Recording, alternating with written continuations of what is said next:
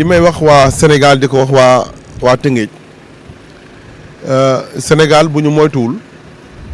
sunu justice ak sunu force de l'ordre yi police ak gendarmerie bu ñu seetul lu ñuy def ci jëf ci par rapport ci àq ak yelleefu doomu aadama dinañu gis lu ñaaw ci dëkk bi ndaxte ñoom dañu war a xam ne ay agents yi nga xam ne dañu waat ba loolu tax na lépp lu ñuy doxal ci lu ne dañ ko war a teg ci dëgg dañ ko war a teg ci loi dañ ko war a teg ci àq ak yelleefu doomu aadama ndax bu ñu doxee ñu jël nit muy le maire de Sangalkam Pape Sow moom ñëpp xam nañu ne c'est un homme d'affaires bu signé protocole borom tool bi ndeyu mbilli ji bu fekkee ne nit dafa jël beneen signature te borom tool bi confirmé na devant tout le monde que ne joxul kenn mandat ku dul Pape Sow la jox mandat pour mu terrasser foofu donc nit warul làquti muy ministre di député di nit bu mu munti ne ñu ngi siy wax nag Omar Gueye ñu ko siy tudd bu dee moom ma xam ne gàcce li bu am na ndaxte nit ku nekk dans les normes ñu jël ko jàpp ko di autorité di maire pour ànduma ak état ñu jël ko déféré ko yóbbu ko à garde à vue jëlee ko Tëngéej mais pourquoi Tëngéej mun ñu ko def garde à vue foofu pourquoi Tëngéej ñun amuñu foofu procureur am nañ fa procureur su procureur mi ngi fa pourquoi le sous-préfet s'est opposé parce que xam nañ ne lu ñu ko bëgg a dugal baaxut aujourd'hui on vient de nous informer que dégg nga dàq nañ ko ci postam donc ça c'est un Sénégal bi nga xamante ne nii kenn xamatul lu muy ñuru Sénégal lu tey kenn xamatul lu muy ñuru moo tax nag il faut revenir à la raison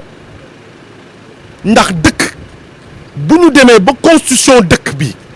que respecté wu ko les lois et règlements respecté wuñu ko droit des personnes exécutrices ñu koy bafoué dama ne loolu gàcce la sunu réew yaa ngi dégg léegi concert marmite ak casserole yi da ngay dem ba yaakaar ne Sénégal yëpp ñun ñoo bëggatuñu gëmatuñu état de droit bi gëmatuñu président sax gëmatuñ ko ndax bu ñu demee bu ñu bind arrêté d'interdiction ñu violer arrêté d'interdiction il y a de quoi se poser une question et xool quelle est la situation sociologique xool ko ñu xam quelle est la situation ndax Sénégal nous sommes des hommes intègres intelligents intellectuels Sénégal dafa am histoire et l'histoire du Sénégal mooy policiers yi ñu ñoo leen di fay gendarme yi ñu ñoo leen di fay ñoo nekk suñuy doom nekk suñuy jarbaat ñu ñoo leen jur il faut pas que des tierces personnes di leen yóbbu sur des décisions yi nga xam ne sur des ordres yi nga xamante ne qui entravent la loi parce que nul à qui que ce soit amul mënul nekk au-dessus de la loi Macky Sall la du jël ay njabootam làq jël suñuy doom gendarme ak policiers yi exposé ko devant la population nous disons non hein parce que nous avons sacrifié nos moyens suñu xaalis fay suñu doom bu ñu tekki la sécurité de l'État doit être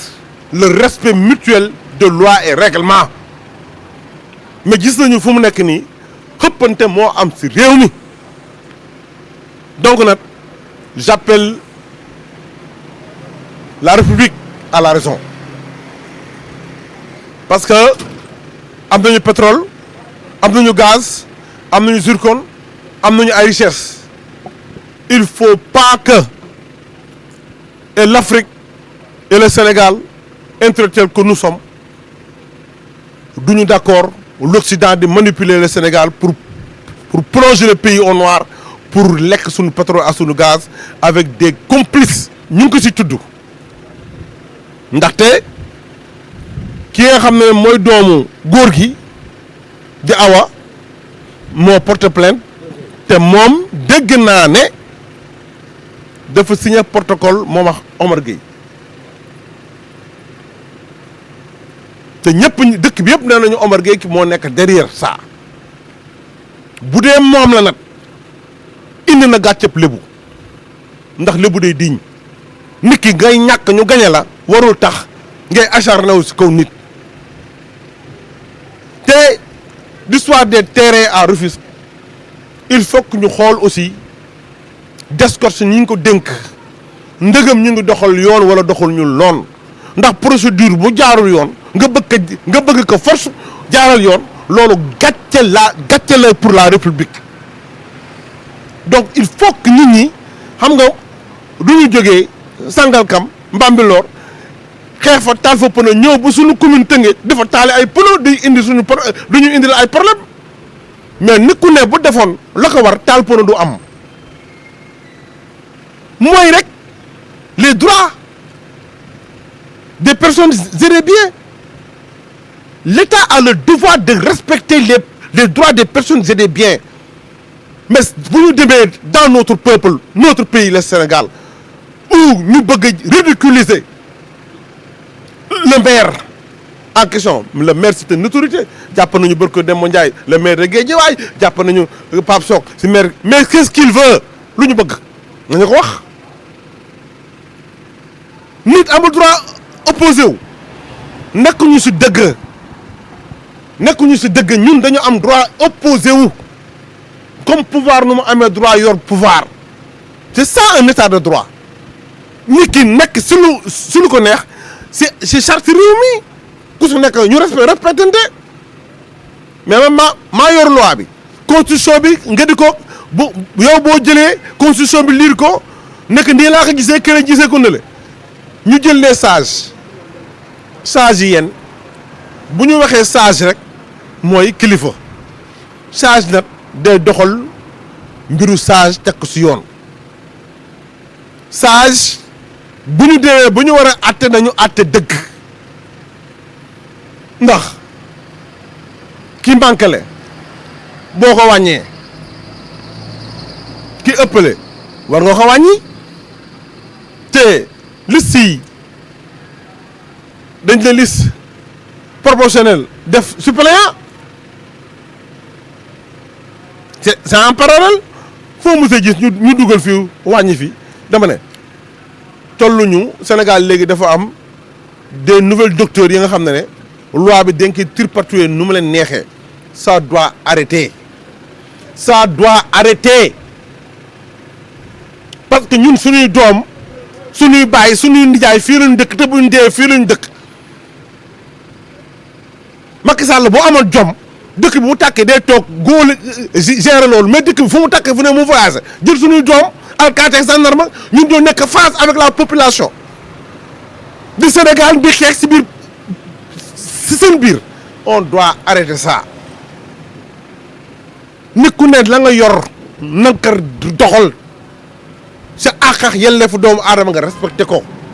sëriñ si tamit war nañu jóg ndax boo dindee murit yi dindi tijaan yi dindi xaadir yi dindi laayeen yi dindi ñaseen yi dindi catholique yi luy des si réew mi dara desutu fi donc ñoom it nañu jël seen àq ak yelleefu wax ak nguur gi wax ak opposition te nit ak garaat boo toll buñ la joxee ordre pour nga def li nga xam ne lii jaarul si yoon da nga war a bañ ndax loolu mooy état de droit donc nag ñu ngi ñaan Sénégal nekk Sénégal bu am jàmm Sénégal bu ñuy pencoo ak waxtaan bu fekkee ne nii la daan demee j'appelle le président de la République mu delloo ces élections là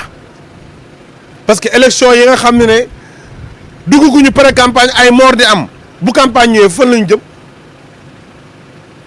de Sénégal sax léegi man dama jaaxle dañuy rey nit léegi amul benn effet mu mel ne doomu aadama dañ koy rey si nu ma leen neexee mais l'article 10 de la Constitution dit que l'être humain est sacré. L'État a le droit de le protéger. Mais voyons. bakkanu doomu aadama dafa diis xoolal xale yu ñu jël di tëral di rey état bi ban politique la def pour la sécurisation des personnes et des biens. agression yi du yokku waa kon léegi force de l'ordre yi matériel yi leen jëndee pour lan la pour maate doomu aadama yi. à la raison laa wax avant que ça soit trop tard les lois et règlements et la raison c'est respecter l'état de droit maa ngi ñaan yàlla Sénégal yàlla na yàlla def fi jàmm wasalaam.